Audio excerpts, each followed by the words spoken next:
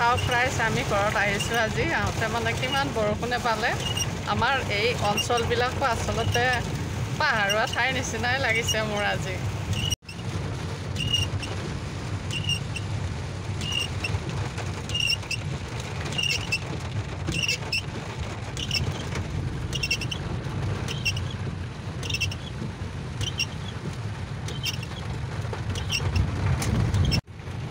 Hello' friends কি খবৰ আজি আকৌ এটা নতুনকৈ ব্লগ আৰম্ভ কৰিব খুজিছোঁ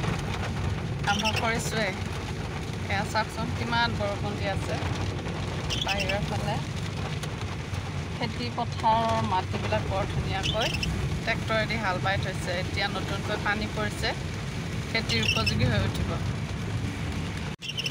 মানে হঠাৎ বৰষুণ জাকে পালে আমাক মানে ইমান জোৰে বৰষুণ দিলে মানে চাওকচোন কিমান জোৰে বৰষুণ আহিছে আৰু ঘৰ পালোঁ ঘৰ পাত আকৌ ৰ'দ আহিছে আৰু এয়া যে ওলকচু বেচনেৰে ভাজি খাই খুব ভাল লাগে তাৰে পাতকেইটা মই তাৰে ভিডিঅ' এটা আপোনালোকৰ ওচৰলৈ লৈ আহিম বাৰু এতিয়া মই খাবৰ কাৰণে 3টা ওলকচুৰ পাত লৈ আহিছোঁ সেয়া কোমল কোমল কইনা ওল বুলি কয় সেইকেইটা কইনা ওলকেইটা আনি আমি ভাজি খালোঁ আৰু সেয়া মই অলপমান ঢেকীয়া ছিঙিছোঁ ঢেকীয়া আৰু নৰসিংহ পাতটো চুলিৰ কাৰণেতো বহুতেই ভাল গতিকে চাই থাকিব মোৰ ব্লগটো অকণমান সময় শ্বেয়াৰ কৰিছোঁ ৰ'দো দি আছে এতিয়া কিবা বতৰটো বৰ ৰ'দ নহয় গুমুলি এনেকুৱা বতৰটো একচুৱেলি বেমাৰী মানুহৰ কাৰণে বৰ ভয় লগা মানে প্ৰেছাৰ থাকিলে বহুত বেছি ভয় লাগে যিয়ে নহওক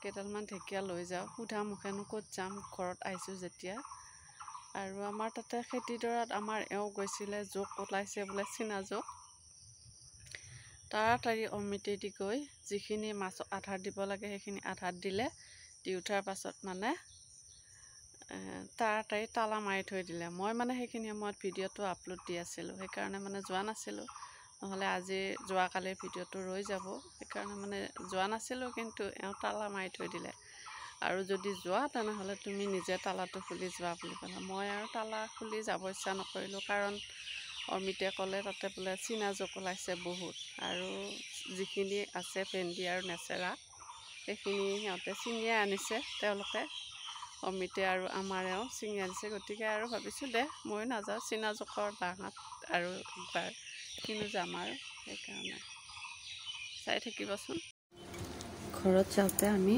ইয়াৰ পৰা ভাত পানী খাই বয়ে গৈছিলোঁ আৰু এটা মানে বেগত মেগী এটা লৈ গৈছিলোঁ কিজানি অলপ ভোকে লাগে সেই বুলি পেলাই মানে লৈ গৈছিলোঁ আমাৰ মাজনীক লাগিব বুলি সেইকাৰণে মানে মেগীটো তাতে বনালোঁ বনাই উঠাৰ পাছত এনেকুৱাকৈ খালোঁ আৰু লগতে আমাৰ এওঁ তাৰ পৰা মানে তাৰে চকৰ পৰা মানে অনাৰকলি আনিছিলে অনাৰকলি চাহ খালোঁ আমি গোটেইকেইজনে অমিতকো লৈ গৈছিলোঁ যে মানে কি হ'ল ঘৰত অলপ সময় চাহ পানী খালোঁ খাই উঠাৰ পাছত ভাবিছোঁ অলপ পিছফালে যাওঁ পিছফালে আপোনালোকক অলপমান দেখুৱাওঁ বাৰিষাৰ সময়ত কেনেকুৱা হৈছে পৰিৱেশবিলাক পিছফালে যাওঁতে ইফালে ধুমুহাও হৈছিল তাৰ আগদিনাখনে আৰু ধুমুহাত ক'ত কি হৈছে সেইখিনিও চাওঁ ঠিক তেনেকুৱাকৈ যাওঁতে মানে লেচু দেখা পালোঁ লেচু এটা আছে সেই তাৰ পৰাই এটা ছিঙিলোঁ অমিতক পাৰি দিব দিলোঁ আৰু লগতে আমাৰ এখন লাও কোমোৰাৰ চাং আছিল সেই লাও কোমোৰাৰ চাংখনো বতাহে ভাঙি পেলাইছে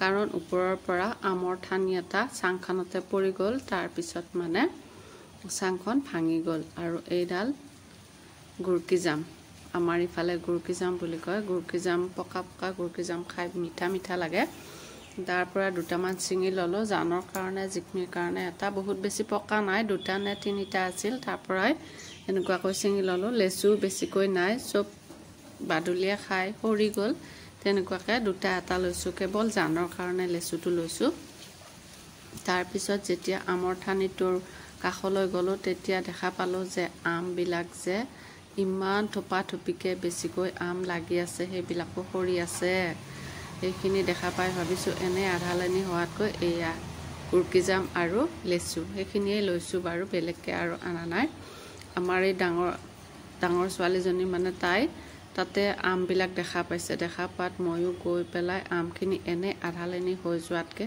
আমখিনি ছিঙি লৈ আহিছোঁ। বহুত বেছি ডাঙৰ ঠানি নহয়, তথাপিতো গোটেই সৰুও নহয় ঠানিটো, সেইকাৰণে চাংখন ভাঙি গ'ল। আৰু এয়া চাওকচোন আমবিলাক লাগি আছে কেনেকুৱাকৈ, দেখি বৰ বেয়া লাগিল আমকেইটালৈকে। আৰু সেইকাৰণে ভাবিছোঁ আমিও খাম, লগতে আমি সকলোৱে ভগাই মেলি খাম। মই তেনেকুৱাকৈ লৈ আহিছোঁ। আমখিনি লৈ অহাৰ পিছত বাইদেউহঁতকো দিম, তলতো দিম, তলৰ মানে বাইদেউহঁত আমি য'ত থাকোঁ তেওঁলোককো দিম। তেনেকুৱাকৈ আমখিনি ছিঙি লৈ আহিলোঁ। আৰু চিটিকি পৰিছে আমবিলাক, চাৰিওফালৰ পৰা আমখিনি বুটলি আমি মানে ইয়াতে বাল্টিত ভৰালোঁ। পূৰা ফুল এক বাল্টি হৈছে।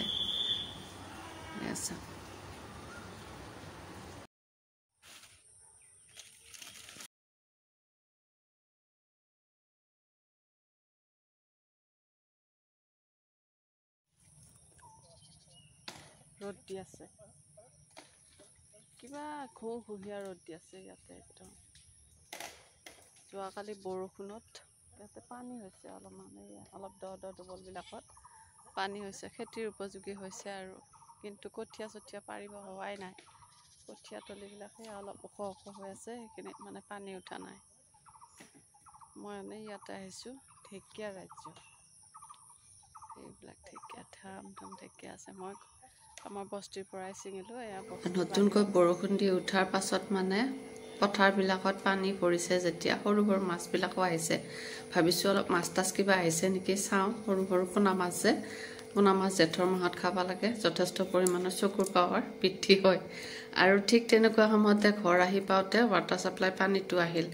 পানীটো আহোঁতে মানে ভাবিছোঁ গাড়ীখন লেতেৰা হৈ আহিছে, গতিকে গাড়ীখন অমিতে গাড়ীখন ধুবলৈ আৰম্ভ কৰিছে। পানী বেছিকৈ লাগে গাড়ী ধোৱাত, সেইকাৰণে মানে যথেষ্ট পৰিমাণৰ পানী ঢালি ঢালি আমাৰ অমিতে গাড়ীখন ধুব পাৰিছে। তাৰপিছত মই আগৰ বাল্টিত যিখিনি পানী আছিল সেই পানীখিনি মজিয়াত ঢালি দিছোঁ, কাৰণ মজিয়াখন ধুব লগাও হৈ আছিল, লেতেৰা হৈ আছিল। আৰু পানীখিনি নতুন পানী সলাই বাল্টিটোত ভৰাই থ'ব লাগে। সেইটো কাৰণে মানে মই পানীখিনি ৰুমটোকে মুচিলোঁ আৰু বাহিৰৰ কৰিডৰটো মুচিলোঁ।